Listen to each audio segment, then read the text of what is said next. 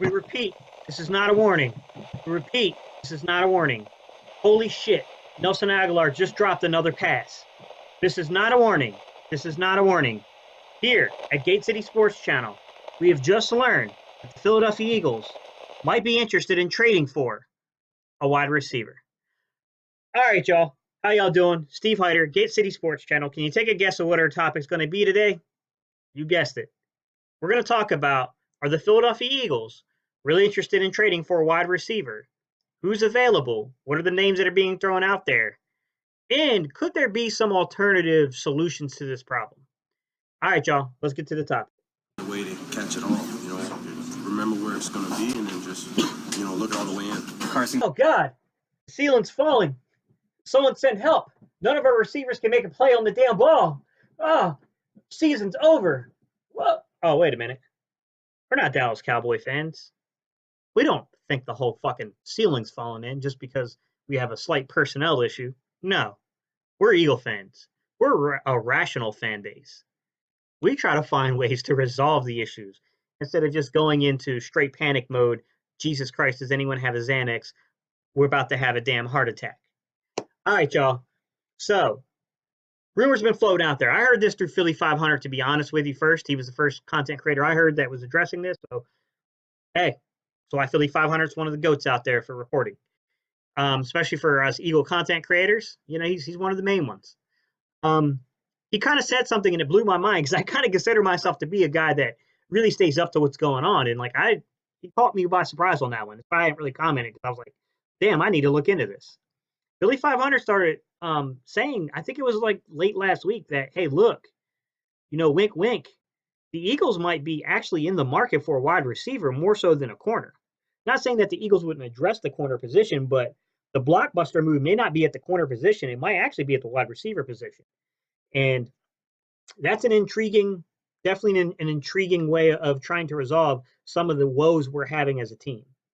And, one thing that has to be brought up here, guys, is that you could help the defense by helping the offense. Because if we can keep extending these drives through a solid run game that has emerged through Jordan Howard being the featured back and Miles Sanders being the change of pace guy, which is it's definitely shooken things up, right? And then if we could then back defenses off by having adequate wide receiver play, I mean, we can burn that ass when they come up to try to, come in the box to try to stop the run. And also we can extend the hell out of drives and really keep our defense fresh, keep that pass rush on them, then thus, helping that quarterback play. That's what I want to talk about today, because there's a couple of different types of receivers that have been listed. And I think that they're different types of receivers, so they're going to bring different solutions to problems. All right, y'all, let me jump into it. First set would be really a slot type fix.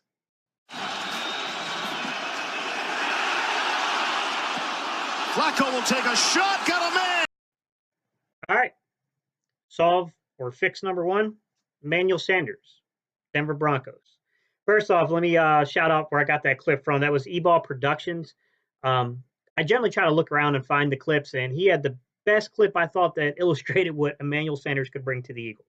So that's why I particularly pulled that particular clip. If y'all haven't, subbed him up, go check out his channel, man. He's got a decent channel. All right. So here's the deal with Emmanuel Sanders. This would clearly be damning to Nelson Aguilar, and I would probably expect that Aguilar might be he could be trade bait in such a move, something in return. That would be very damning because it's just like bringing Golden Tate in again, basically. I will say this about Emmanuel Sanders. I think Emmanuel Sanders has similar speed to Aguilar. Aguilar is a very, very fast football player. Sanders is 4.4, 4.41 guy, somewhere in that area. He might have even lost a step or two. He might be down to about a 4.43. He's still fast, though. He can get behind the coverage. I think that he's way, way better at tracking the ball in the air compared to Nelson Aguilar. I don't even think that there's any argument that can be made there. With that said, I think that if you were to hit Aguilar on a quick out, or if you were to hit him on a screen, I think Aguilar is way more explosive if he can actually make the catch before running, to be quite honest. My main problem with a move like this, and I will admit, I'm in favor of this for a 1-year kind of fix situation, because I definitely think this would shore up some of the issues we're having. and this would definitely allow Deshaun Jackson to come back and play his role. And we would be very dynamic with Alshon Jeffrey, Emmanuel Sanders, and Deshaun Jackson going forward. That's a very dynamic receiving group. Here's my issue. How does this resolve the long-term questions at the wide receiver position? Because it still leaves us with no answers about J.J. Arcega-Whiteside. It leaves us no answers about Mac Hollins. It leaves us no answers about what we're going to do about this slot in the future. I thought that beginning this season, I thought we had a lot of answers to the slot. And I thought Aguilar was very, very much in a position where he could be traded before the season even started, just because I thought that we had players like Greg Ward Jr. who could come in and play the slot. Hollins can play the slot. Arcega could play the slot if we wanted him to. But I got to be honest with you. None of those guys are looking even close to the level of competence of even someone like Aguilar, which is sad to say, but it's just true. Right now, with us having the injuries we have, okay, because Jeffrey is still hampered by that hamstring, and he's just, or I don't know if it's hamstring or calf, whatever it was, because he's still hampered by that, Aguilar's still our most dynamic receiver, which is not good. It's not a good situation for us to be in. Obviously, this move solves that, okay? I do have a surprise move in here, but I'm going to get to that later, okay? But slot, 1 year solved, then we're going to have to address this through the draft. We're going to have to find the answers on this roster past this year. That solves that issue there. I'm in favor of that. I think that would be a solid move that would not cost us a lot to go do. 2nd and 12. Mayfield wants all of it. Okay, so the next two guys I'm going to name, which obviously number one is Odell Beckham Jr., which is the big name everyone's talking about. To me, landing either one of these two players I'm about to name, I would think is very, very much damning to the status of Deshaun Jackson, not only this season, but probably going forward, depending on what has to be done from a contract standpoint for these two players to come to Philly. I also think it could be damning for other players, such as Jordan Howard's long-term future with Philly, just because it's going to cost money. It's going to cost a lot of money to get these players. Number one, he's dynamic, man. Odell Beckham Jr. Like, I don't know that this is the move I want to happen, but I'm not going to be sad if it happens. Like, I mean, this guy is phenomenal. I mean, he's one of the best football players out there. There's no doubt about it. There would be something kind of satisfying about him coming back to the NFC East in a Philadelphia Eagles jersey. I'll admit that. But I just think that we'd have to give up way too much. But make no mistake about it. We would be one hell of a dynamic football team with this man on the outside. Gains and just 6-yard ones. He's done that today. Dalton, deep shot, looking for A.J. Green. Okay. Next on my list would be A.J. Green. So A.J. Green. A.J. Green's a little different from Odell Beckham in this way. To me, Odell Beckham would be very, very detrimental to the long-term future of Deshaun Jackson. Okay?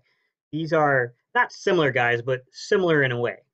Odell Beckham, 4.43, 4.45 type speed.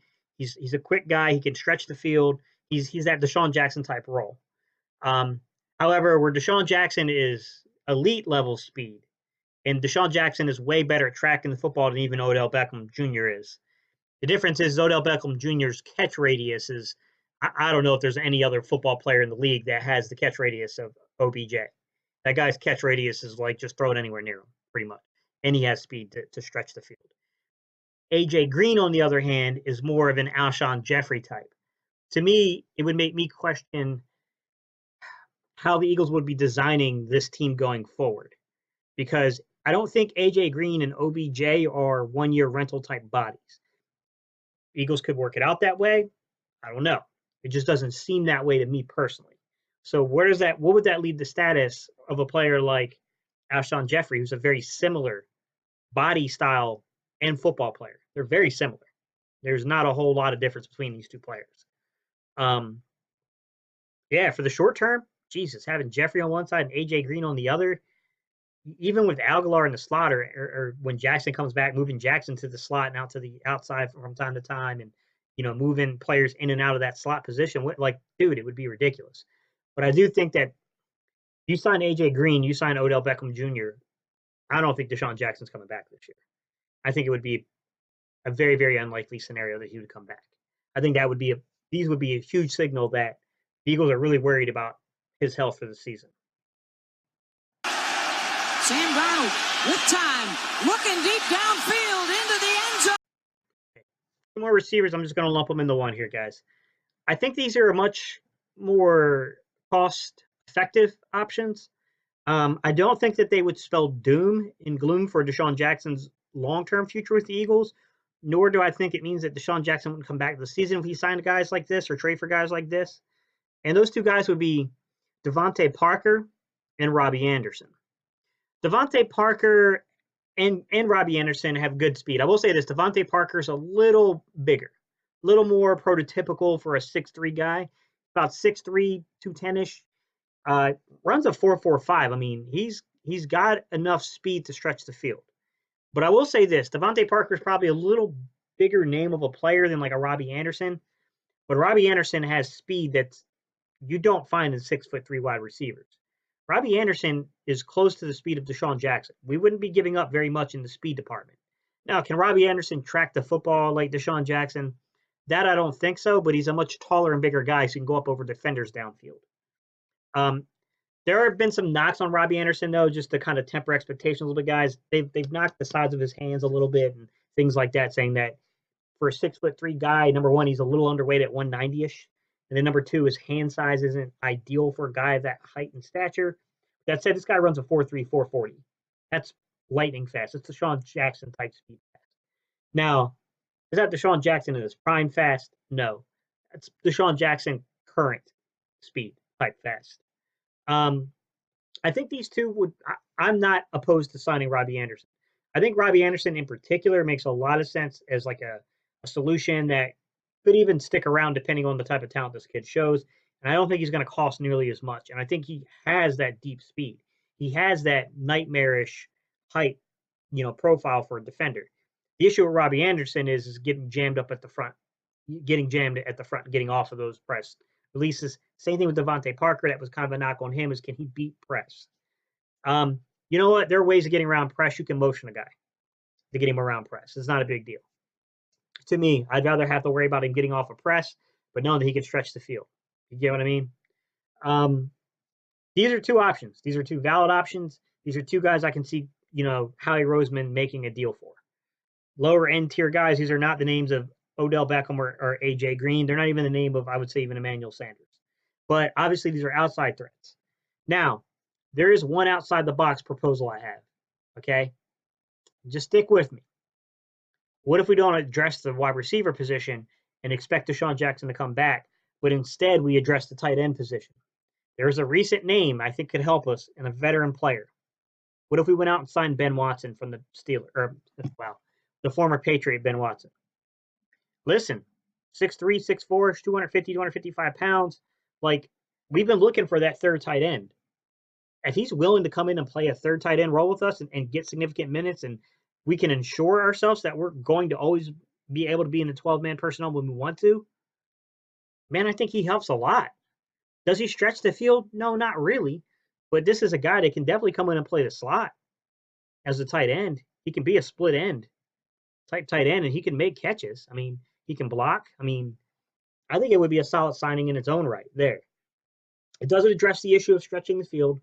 That's definitely indicated on our belief that Deshaun Jackson would be back. But I think that's an outside thing that could happen. That would be my spin, my take, is to watch out for a guy like Ben Watson and just see, are the Eagles showing any interest there? Now, the other end is how much would Ben Watson want to come in and play a third type role? Because there's probably other teams that are going to offer him more of a primary target type role, a 1 or a 2 tight end. But hey, we do like to throw the ball to the tight end, so even a 3 for us might equal a 2 for other teams. So there is that. All right, y'all. Peace. I'm out here. You already know what I'm going to ask y'all to do. Like, comment, and subscribe. Tell me what y'all think, man. Leave me some feedback here, guys. What are your thoughts about wide receiver? Who do you guys see? Am I missing a name out there? Who do you guys like from this list? Do you think the Eagles are just in kind of panic mode in the wide receiver position? Just we need to chill on that. Y'all tell me your thoughts, guys. All right, man. You know what time it is, guys. If you're not an Eagles fan, you're about to learn something. We do a little chant. It goes a little something like E-A-G-L-E-S. Let's go, Eagles.